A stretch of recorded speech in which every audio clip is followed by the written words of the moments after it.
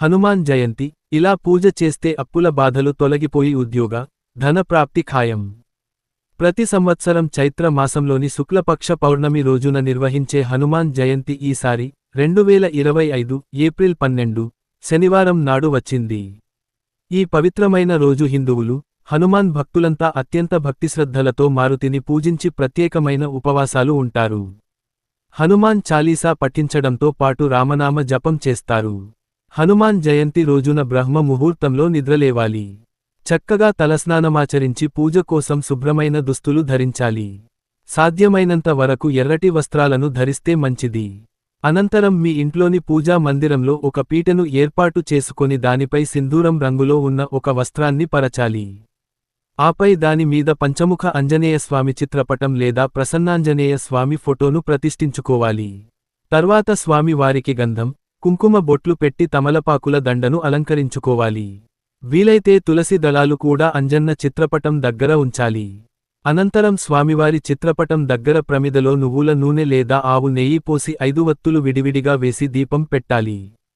ఎందుకంటే అంజన్నకు 5 వత్తుల దీపం ప్రీతికరమైనదిగా భావిస్తారు. అది కూడా జిల్లేడు వత్తులతో. హనుమాన్ జయంతి రోజు ఆంజనేయస్వామి చిత్రపటం ముందు దీపారాధన చేస్తే స్వామివారి అనుగ్రహంతో సంవత్సరం మొత్తం విశేషమైన ఫలితాలు పొందవచ్చంటున్నారు జ్యోతిష్యులు మాచిరాజు. స్వామివారిని ఎర్రటి పుష్పాలతో పూజించాలి. ప్రత్యేకంగా ఎర్రని మందార పూలతో ఆరాధించినట్లయితే మారుతి అనుగ్రహం సులభంగా పొందడమే కాకుండా శత్రుబాధలు తొలగిపోతాయంటున్నారు. అదే సంపెగ పూలతో పూజిస్తే ఉద్యోగ ప్రాప్తి లభిస్తుందట. తామర పుష్పాలతో పూజిస్తే ధన ప్రాప్తి ఏర్పడుతుందంటున్నారు. అంటే అనేక మార్గాల్లో ధన ఆదాయం కలుగుతుందని చెబుతున్నారు. ముఖ్యంగా హనుమాన్ జయంతి రోజు ఉదయం, మధ్యాహ్నం, సాయంత్రం ఇలా రోజులో 3 సమయాల్లో ఆంజనేయుడిని ప్రత్యేకంగా పూజిస్తే అద్భుతమైన ఫలితాలు సిద్ధిస్తాయంటున్నారు.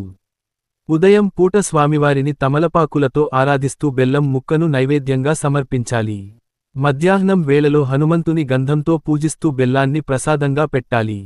అదే సాయంత్రం ఆంజనేయస్వామిని సింధూరంతో పూజిస్తూ అరటిపండ్ల ముక్కలను నైవేద్యంగా సమర్పించాలి.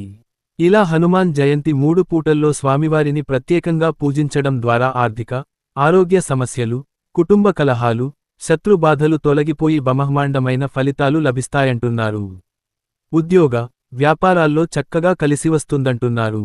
హనుమాన్ జయంతి రోజు మీకు వీలైతే అరటి చెట్టు కింద మారుతి చిత్రపటాన్ని ఉంచి పూజ చేస్తే స్వామివారి విశేషమైన అనుగ్రహం పొందవచ్చంటున్నారు. శత్రుబాధలు పోవాలంటే హనుమాన్ జయంతి వేళ నాంగుల పూజ చేయాలి.